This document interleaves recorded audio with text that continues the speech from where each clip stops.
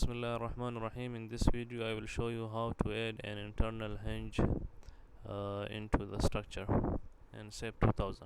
So let's begin. I have this simple frame. I will add this internal hinge in sap2000. So let's go, new model, grid only, and x direction 2, y 1, and z will be 2.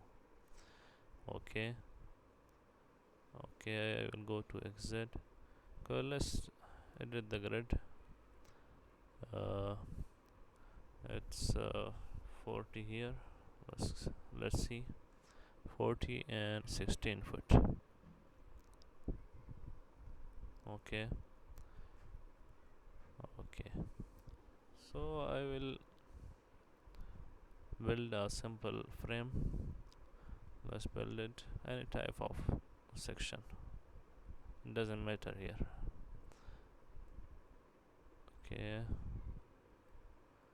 Okay, let's assign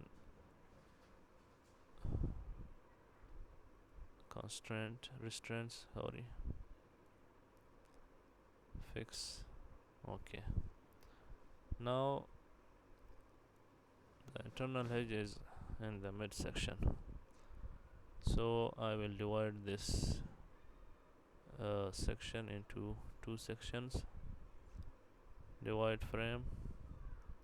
Okay, it's 2 already. Okay, so we can see it's divided into 2. Now we will select this section and we will assign local axis into it. Okay, now we can see that it starts from here and ends here. So the starting point of this frame is from here to here. Okay, now I will select this frame and then I will go to assign, then frame, then release partial fixity. So here I will release the moment. So as I said, the starting point is from here, so we will select start moment at 3 direction. Okay, then I will select this one and will go to assign, frame, release partial fixity.